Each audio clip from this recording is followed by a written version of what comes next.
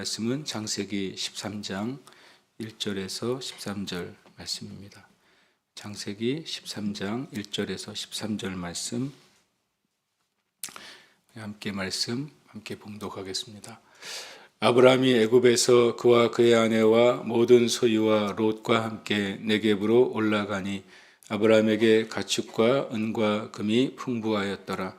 그가 네겝에서부터 길을 떠나 베델에 이르며 베델과 아이 사이 곧 전에 장막 쳤던 곳에 이르니 그가 처음으로 제단을 쌓은 곳이라. 그가 거기서 여호와의 이름을 불렀더라.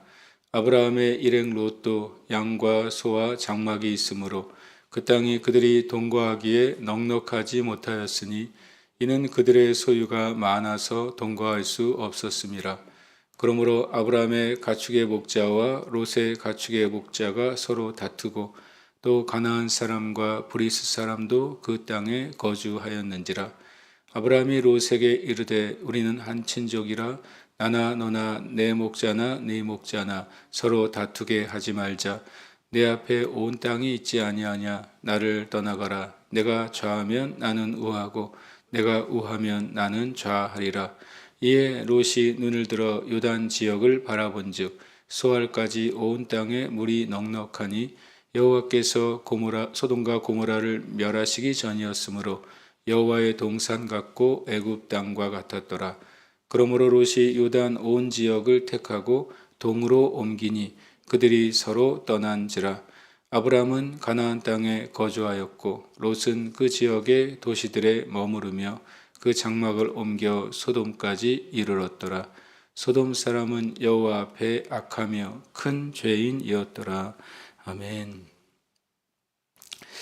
어제는 이제 이 아브라함이 인생에서 처음으로 또 어떻게 보면 성경적으로는 최초로 애굽 지역을 방문한 기록을 통해서 하나님께서 하나님이 어떤 분이신지를 아브라함에게 알려주셨습니다. 그 전까지는 하란에서 나타나시고 또 그 전에 또 메소포타미아에서 나타나셔서 여호와란 분이 계시다는 것, 그분이 아브라함의 삶에 인도하시고 또 무엇인가 명령하시고 이끄신다는 것, 또 약속하신다는 사실 아브라함이 이제 직접 경험을 했죠. 그러나 애굽에서는 이 애굽의 파라오와 또 그 대제국보다도 더 크신 분이 하나님이라는 사실을 이제 사라를 다시 돌려받고 그리고 아브라함에게 하나님의 큰 부가 임하는 것을 통해서 깨닫게 되었다는 말씀을 드렸습니다.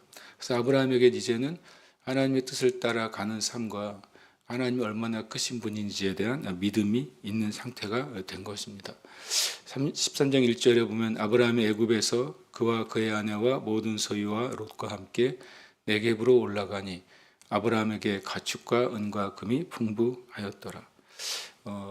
어제도 말씀드렸지만 아브라함이 이 아내 사라를 누이라고 말한 것은 죽음이 두려워서나 아내를 팔아먹은 그런 사건이라기보다는 하나님이 약속하신 것이 성취되는 과정 가운데 있는 사건이었고 또 아브라함은 자기 개인의 생명이 아니라 자기와 함께한 모든 일행과 모든 이들의 생명을 위한 아브라함의 생각이었고 어떻게 보면 사라도 그것에 동의했었던 내용이라는 말씀을 드렸습니다. 그리고 23장 1절과 2절은 그걸 한 번 더 말씀해 주고 있어요.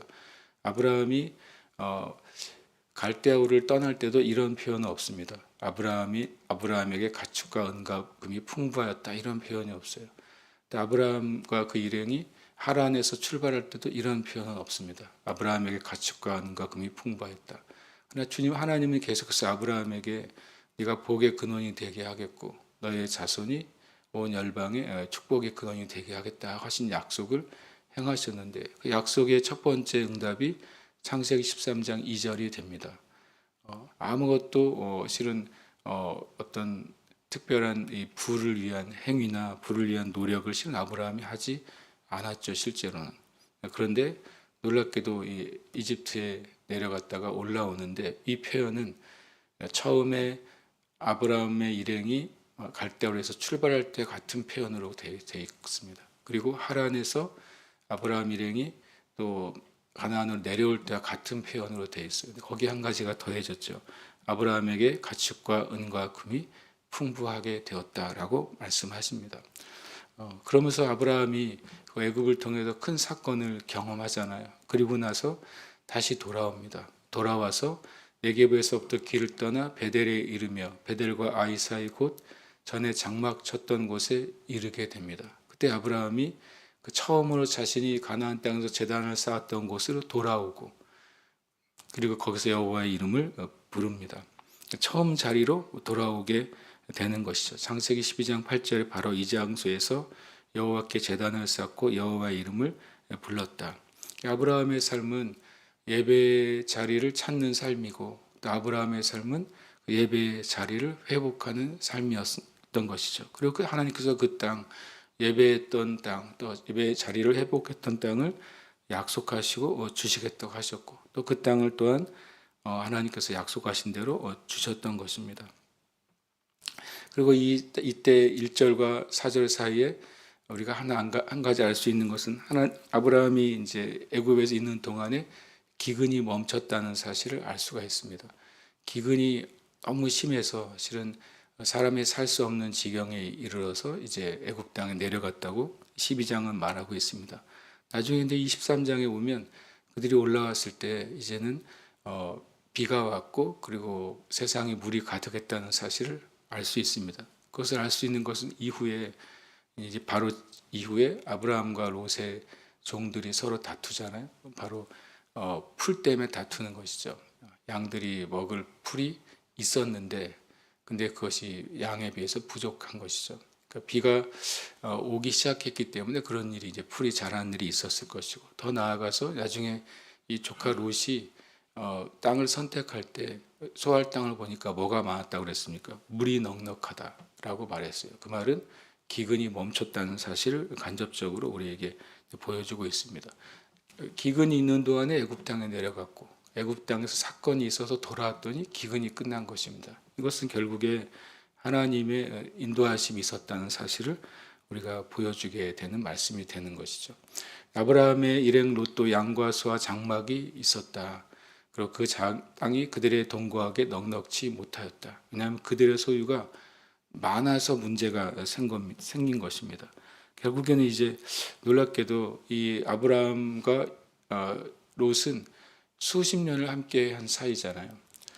갈대아 우르에서부터 시작한다면 갈대아 우르에서 하란까지 수천 킬로의 여행을 같이 했던 사이고 또 이제 조카 롯은 그 아버지 하란이 죽었기 때문에 마치 이제 친형제처럼 또 정말 친가족처럼 지냈던 사이잖아요. 또 하란에서부터 또 이 가나안까지 내려올 때도 같이 있었습니다.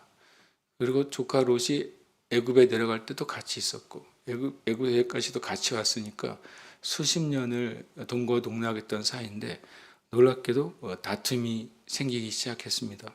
아브라함과 롯 자체의 다툼이 아니라 그들의 부가 다툼의 근원이 됐어요. 참 독특한 것이죠. 큰 부가 생겼는데 그 부가 수십 년 된 관계를 새롭게 정립해야 될 문제의 관점이 된 것입니다. 그런데 오히려 아브라함은 이것을 통해서 이 문제가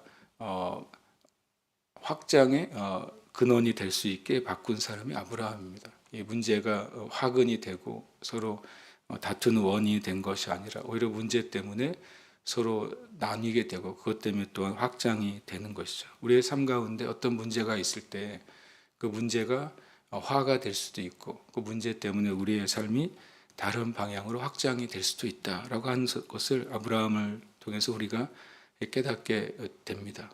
그러면서 또 하나의 문제가 아브라함의 가축의 목자, 롯의 가축의 목자가 서로 다퉜어요. 부가 많아져서 문제가 됐고 또 그 종들이 서로 다툼으로써 또 문제가 하나가 더 확장이 됐습니다. 또 한 가지 예상되는 문제가 있었는데 7절은 설명을 하죠. 또라는 표현을 쓰면서 가나안 사람과 브리스 사람도 그 땅에 거주하였더라라고 합니다. 이건 어떤 것을 의미합니까? 만약에 아브라함의 일행과 조카 롯의 일행이 서로 다투면 가나안 사람과 브리스 사람에게 뭐가 생기는 것입니까? 기회가 생기는 것이죠. 그들이 다투고 서로 갈라졌을 때 마치 사단이 다툰 틈 사이에 들어오는 것처럼 분명히 이 아브라함과 롯의 그 일행 가운데 가나안 사람과 브리스 사람이 그 민족들과 문제가 발생할 여지가 생긴 것이죠. 땅은 좁고 필요한 목초지는 부족하게 됐고 또 두 집안의 목자들이 다투게 되었고 그리고 주변에 마치 호시탐탐 두 이 가정을 노리는 가나안과 브리스 족속들이 포진돼 있는 상태죠. 단순히 그냥 풀의 문제가 아니라 이것도 어떻게 보면 큰 위기의 상황이 될 수 있었던 것입니다. 아브라함이 이런 문제를 굉장히 보면은 잘 파악한 것이죠. 이 현상에 대해서 객관적으로 문제를 아브라함이 볼 수 있게 됐고 그때 어떻게 이 방법을 헤쳐나갈지를 아브라함이 찾게 됩니다.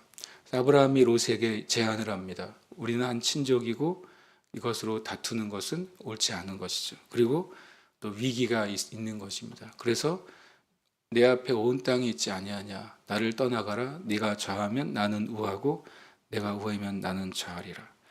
원인을 제거합니다. 원인은 뭡니까? 땅이 부족한 것이니까 원인을 제거하는 방법은 서로 땅을 나눠서 살자고 하는 것이죠. 그리고 두 번째 아브라함의 방법은 선택권을 놀랍게도 양보합니다.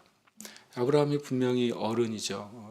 롯에게는 삼촌임에도 불구하고 그리고 롯의 그늘이 되어준 사람이 아브라함입니다. 그럼에도 불구하고 갈등을 제거하기 위해서 선택권을 양보하는 온유한 모습을 보여줍니다.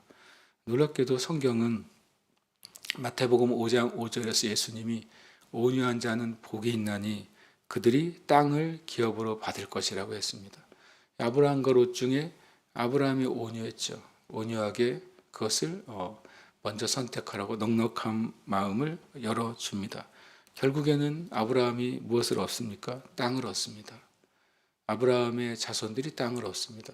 성경대로 아브라함 백성, 이스라엘 백성들이 가나안 땅을 차지하게 됩니다. 진짜로 온유한 자가 땅을 얻는 것이죠. 그리고 이기심과 탐욕에 사로잡힌 롯이 나중에 무엇을 얻게 됩니까? 첫 번째로는 전쟁이 일어났을 때 롯은 모든 것을 빼앗깁니다. 그리고 포로가 돼서 죽음이 바로 코앞까지 이르게 됩니다. 이때도 삼촌인 아브라함이 구해주죠. 이때라도 롯이 정신을 차렸다면 실은 아브라함 곁에 있었어야 됩니다. 우리가 아는 성경의 이야기처럼 떠나가서 소돔과 고모라에 이르게 되고 그리고 그때 전쟁이 일어나서 다 빼앗겼다가 아브라함 때문에 다시 되찾잖아요. 그쯤 되었으면 조카 롯이 정신을 차리고 어디를 떠났어야 됐습니까? 소돔과 고모라를 그때 떠났어야 됐죠. 그때도 안 떠난 것입니다. 나중에 어떻게 됩니까? 소돔과 고모라가 멸망할 때 그 모아놓은 모든 전 재산과 함께 삶의 자리를 완전히 잃어버리게 됩니다. 그때 또 무슨 일이 일어납니까? 아내가 그 세상의 물질에 미련을 갖지 못하고 속은 기둥이 되어버립니다. 그리고 또 어떤 일이 벌어집니까? 딸들과의 근친상간을 통해서 나중에 이스라엘을 대적하는 족속들이 거기서부터 태어나게 됩니다.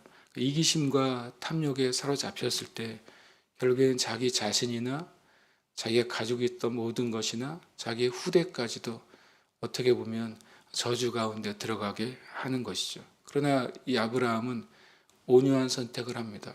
온유하다는 말의 원어의 의미는 흘러 넘친다는 뜻입니다. 마음이 넉넉한 게 흘러 넘치는 것이도 그리고 재정도 넉넉한 것이 흘러 넘치는 것입니다. 자기의 시간을 관리하는 사람도 시간이 넘치게 되는 것이죠. 그럴 때 다른 사람 위에 이렇게 마음을 쓸 수도 있고 물질을 쓸 수도 있고 시간을 다른 사람 위에 들여 헌신할 수도 있는 것입니다. 예수님의 마음이 온유하고 겸손하다고 하셨어요. 예수님은 항상 그 마음이 사랑이 흘러 넘쳤던 것이죠. 저와 여러분이 아브라함에 속한 믿음을 가진 일이 아닙니까? 그럼 우리도 온유함을 가지고 여러 가지 갈등의 원인이 있을 때 우리가 온유함으로 행할 때 하나님이 오히려 이기게 하시고 또 승리하게 하실 줄 믿습니다.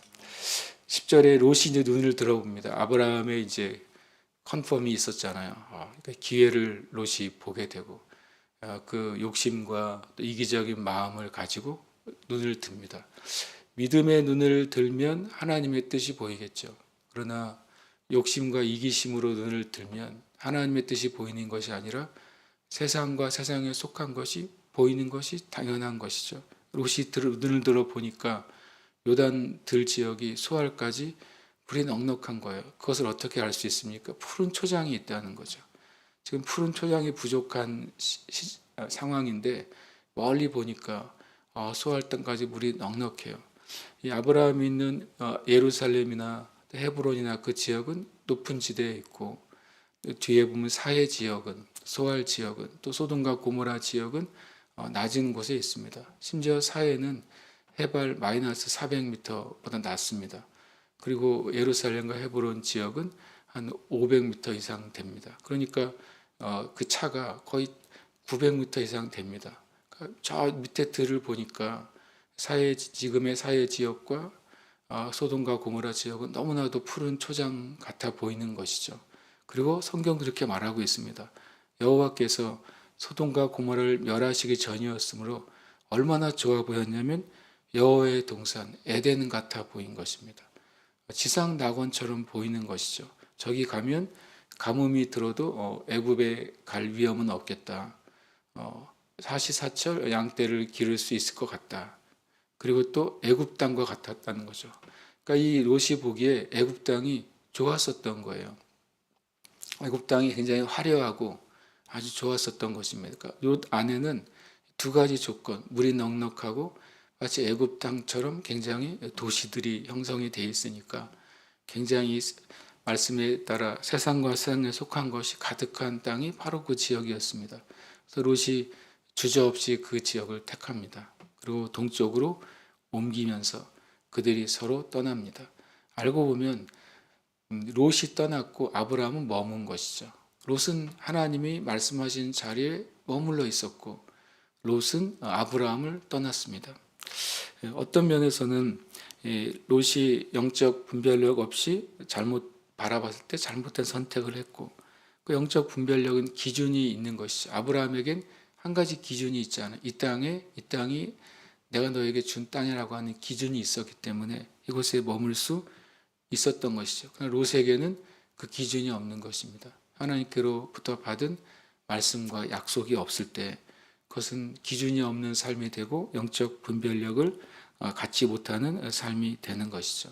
저와 여러분에게도 기준이 있습니다. 바로 그리스도인에게의 기준은 하나님의 말씀과 언약이죠. 그것을 가진 그리스도인은 기준이 있기 때문에 영적인 분별력을 갖게 됩니다. 그러나 하나님의 말씀이 없는 그리스도인은 기준이 없기 때문에 영적인 분별력 또한 잃어버리게 되는 것입니다. 저와 여러분이 이 말씀이 법이잖아요. 말씀은 하나님의 법이고 말씀은 하나님의 질서고 말씀은 하나님의 약속인 것입니다. 저와 여러분이 그것을 가질 때 영적 분별력도 온전하게 생길 줄 믿습니다.